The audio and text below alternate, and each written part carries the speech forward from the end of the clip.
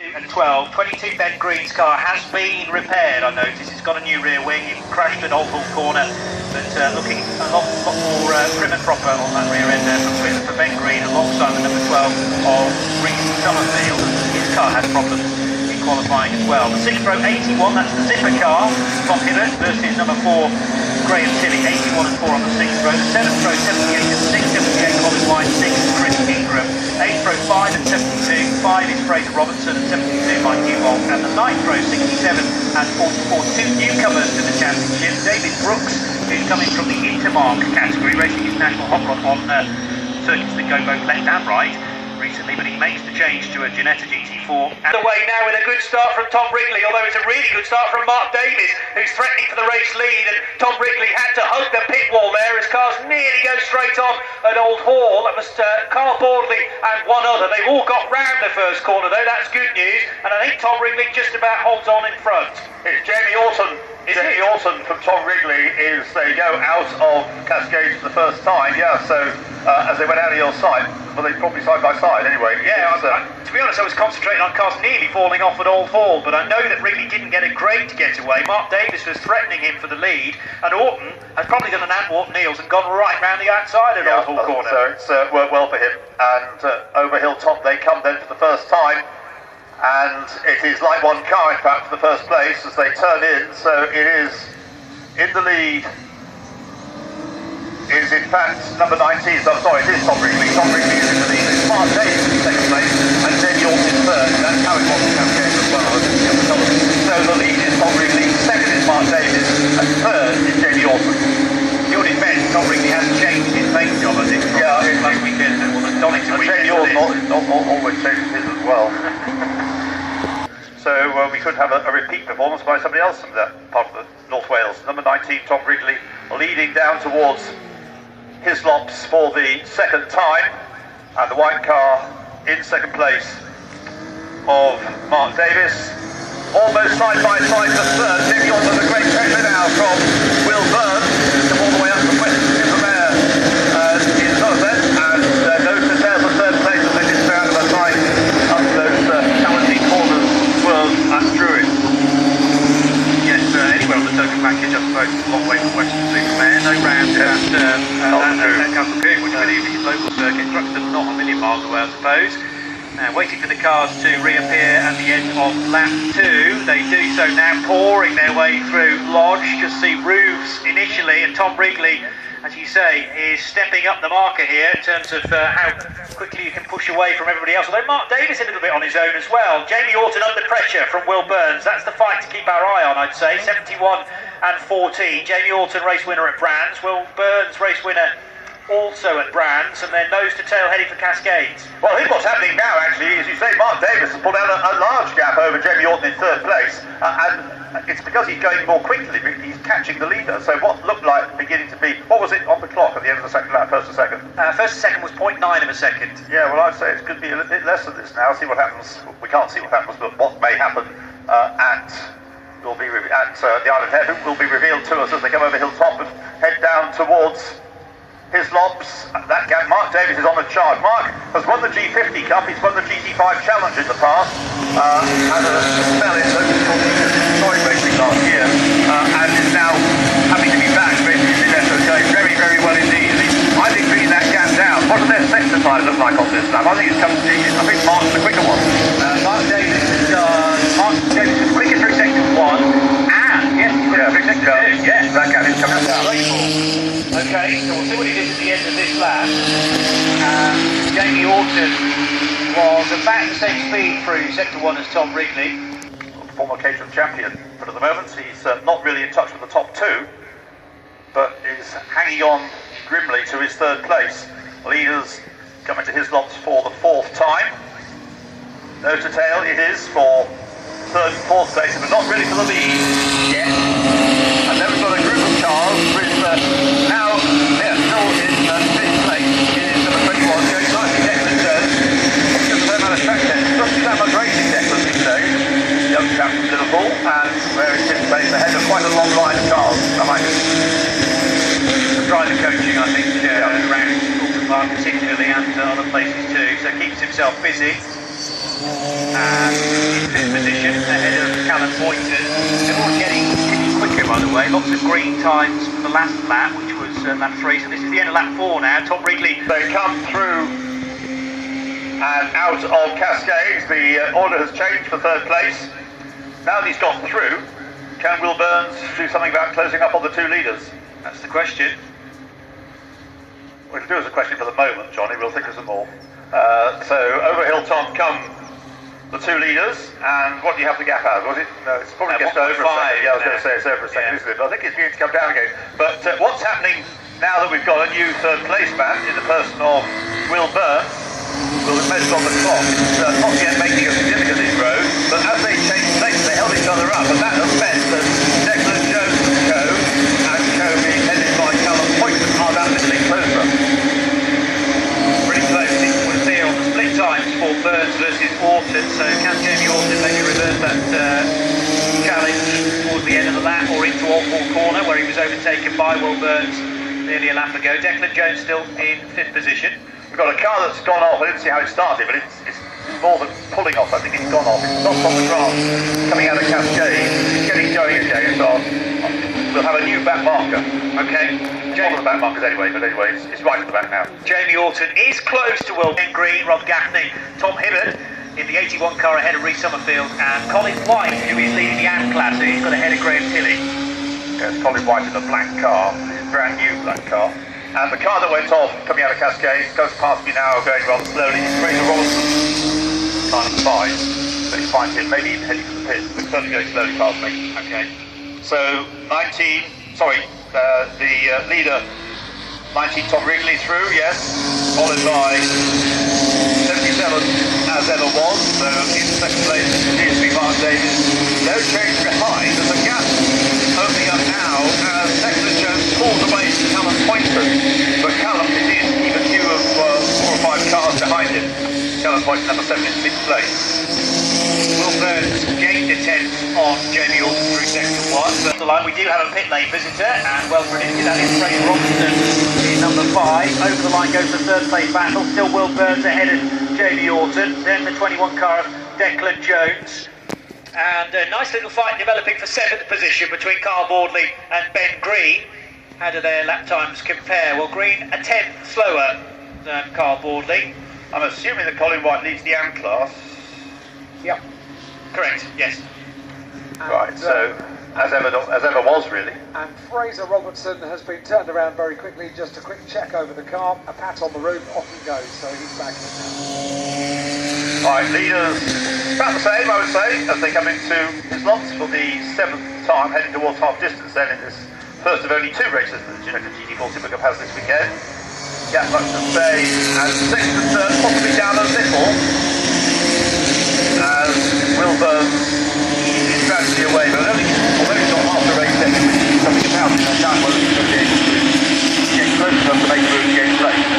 Last time around, by the way, on lap 6, Will Burns put his best lap of the race, so too Jamie Oulton and Declan Jones, and actually on this Green time street, Ben Green did gain quite a bit of time on Carl Boardley that time around. It's a battle for 7th and 8th, developing nicely. Car 44. Gary Lancashire goes through now in his first meeting with the Ginetta GT4 Super Cup, so steep learning curve starts now, but learning with every lap. Now, top 4 over the line, Will Burns, Jamie Oulton the closest. What of the scrap though for this battle between the 7th machine of Poynton, who is in 6th, then 47th and 8th place for Ben Green. On that lap, Carl Boardley went through sector 1 quicker than anybody else, so feeling the pressure from Ben Green. And does his best lap of the race, so the gap now. Now with Tom Wrigley, as he has previously this year, able to show a clean pair of heels to the opposition. They're coming out to lap a car, so that may cause Fraser Robinson, I'd say. A brief moment, and it is number 44 in fact, which is the other car that's kept going, Gary Lancashire. Yeah. Robinson on an out lap. Interesting little battle actually for 15th position between David Brooks and Mike Newbold. Well, there was. David Brooks came through here on his own. Oh, okay. Slowly. I noticed they switched positions twice. Yeah. On lap 6 and then on lap 7, and now maybe something's got a little pink dog down at the right hand hairpin circle side. So we'll wait for the leaders who are currently in sector 3. Tom Wrigley appearing over Deerley now and across the line to chalk up 8 laps. The gap is 1.8 seconds back to Mark Davis. So marginally quicker on that lap was the race leader, Wrigley. Burns doing a 1:27.5, which is quicker than the 2 cars ahead of him actually, so down to 1.3 seconds now, the gap from Burns to Davis. You may have heard a squeal of tyres. Yes. That was somebody doing Mike Newbold, not quite keeping it pointing in the right direction into his lots. He stopped the car before he gets onto any grass and stuff, so he's not going again, but he could. I don't think he's danger of losing or gaining a place. Okay. Yeah, interestingly, on that lap, Will Burns found 0.4 of a second on Mark Davis, so the gap between second and third is coming down. It's 1.3 seconds now. Yes, they definitely. You can see that now, that the gap first to second is significantly greater than second to third. And yeah, I think that he's now feeling the pressure a little bit in second place, Mark Davis, because he missed the curve, the car wriggled around a bit. Here's what the leaders can't do in second place, and then the third and fourth place cars are closing up. Jamie Oulton going with number 14, Will Burns. They close up on second place, Mark Davis. And Jamie Oulton, courtesy of Will Burns ahead of him, getting a really good run through. Sector 1, that was a personal best. Sector 2, an absolute best for Jamie Oulton. So the gap compressing between third and fourth, and as you say, those third and fourth place cars are working their way, almost working together to try and latch on to Mark Davis. So we'll see what the gap is between second and third, and then fourth. It's 1.2 seconds from Davis to Burns. Only half a second now between Burns and Oulton though, and that was Jamie Oulton's best lap of the race. Likewise for Mark Davis. Starting to bunch up a little bit in that leading quartet. Yeah, it's a gradual bunching though. We're on now lap 10 of 15. Another 6 laps to go. Leading 4 heading out towards Island Hairpin. The next 4 a little bit more spaced out. Then behind that, it's tight, isn't it? There's a lot of energy lost there. Yes, where we have Callum Poynton with Carl Boardley right behind him, and Ben Green not very far away. Rob Gaffney is a little adrift though of that scrap for 6th position. Further down from that, Gaffney, Hibbert and Summerfield. Yeah, that's what you're talking about. Okay. So that's the 6th up car, or the up 6th car, number 81, Tom Hibbert in the Rob Gaffney and Reece Summerfield sandwich. Lap 10, by the way, of 15. Right, so yes, we have the top 10 through on that 10. Okay, climbing the hill once more. Another good sector time for Mark Davis this time. So the sector that runs from pretty much the end of Lakeside Straight to the top of Clay Hill. He's gone through there quicker than anybody else in the race. And we've got a retirement down here, Rob Gaffney. He just pulled off as he came into his lots and parked it out of harm's way in the escape road. Okay, he'd already been warned, by the way, earlier on in the race for track limits. Now that he pulled off the track, I'm sure they'll forgive him for that. It's really disappointing for the team as well. I was talking to them just before the start of the race, and they were saying that they'd had a problem with the shock absorber before, and they'd had a problem also with the bodywork at the front, and they were fairly confident that both of those problems were now behind them, and they could press on and have a really good race. That's a great shame. Well, at the moment he's not climbed out of the car, but the marshal is telling him he can't stay in the car, he's got to get out of it. Let's go drive it any further. Carl Boardley also receiving the black and white flag as far as track limits are concerned, expecting as through sector 1 goes Tom Wrigley. He's managed that quicker than he managed all race, so a personal best through sector 1. They'll be on their way past you. They just, as you say, that goes past it, yes, the 11th time. And the gap at the line with us, 1.7 seconds, Wrigley back to Davis, 1.3 seconds to Burns, closing the third and fourth, Burns to Oulton, less than a second to the start of his lap. Declan Jones getting ever more distant in 5th position, but he'll be pleased to be firmly in the midfield, well behind some seasoned professionals ahead of him. Mark Davis has been away for a little while, doing historic racing, Lotus Cortinas, but he's won the Ginetta G50 Championship.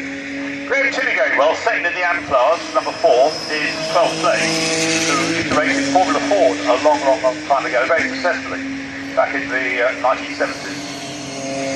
Yes, Graham managed to qualify ahead of Colin White as far as the AM class was concerned, but White wasting no time getting ahead of him, and White now runs 11th on the road, a bit over the fight for 8th place. It was close 3 or 4 laps ago. Ben Green, Tom Hibbert and Reece Summerfield, but they're starting to edge away from one another now. Right, leaders absolutely together for second place now. Suddenly Mark Davis has been caught by Will Burns. So they're nose to tail. Will is yet challenging for second, but he's close enough to be thinking seriously about having a go to do so. This is what, lap 12, so at the end of this will be 3 more laps. The close to Will Burns is now to the second place car. Makes me think he's going to make a bid to take second place. Okay, into the final sector they go then, as you say, for the 12th time. And yes, as Tom Wrigley extends his lead away from Mark Davis. Davis coming under continuous pressure here from Will Burns and from Jamie Oulton. They all appear as one over Dear League then and head past the lighting gantry. It's 77 in second position just about from Will Burns. Jamie Oulton looking a little more distant as they turn in to Old Hall Corner. Will Burns not going to be close enough this time down the avenue, but the gap continues to close. Yes, so you're right, he's not going to be close enough to make a bid here. This is lap 13 then. Jamie Oulton not as close to Will as Will is to Mark. Pit lane visitor Ben Green, I'm afraid, and from 8th position, Ben is down to, well, 10th at the moment. It'll be much lower than that as he sits in the pit lane. Tom Hibbert therefore benefiting, so too Reece Summerfield up to 8th and 9th respectively. Leaders coming up to lap the half spinner down here, Mike Newbold, from a couple of laps ago. He's about to be lapped by the leader. It may affect the dice for second place though, but they go out to lap it. Not that Newbold's a problem, it's just that he's a slower car, might get in their way. So we've lost Ben Green, which means up into 8th place now. Come number 81, Tom Hibbert, followed by number 12, Reece Summerfield. Yep, and Colin White and Graham Tilley will benefit from that as well. They're the A-class leaders. 10th and 11th place now are. Still some good times coming in, by the way. Through sector 2, they had Reece Summerfield going quicker that time around. Not absolute best, but personal bests, and so too for Declan Jones as the leaders turn right now at Old Hall and head down the avenue, with the 3 battling over second, third and fourth together and caught up behind a back marker. That's David Newbold, yes, and they're just going past him, or trying to get past him now. There was not much Ponchak could do. He just moved to the right-hand side of the road to get out of the way, but he had to take a line through the corner, which was normally the pass line on the outside, so it has interfered with that battle a little. The ultimate outcome I won't see until they come back over Hilltop, but they're all sorting themselves out down at the island hairpin at the moment. And poor old Ben Green is going to be a retirement. He's climbed out of the car. It's a problem on the left rear. Ben, what's the problem? I think we've cleared the hubs or something like that.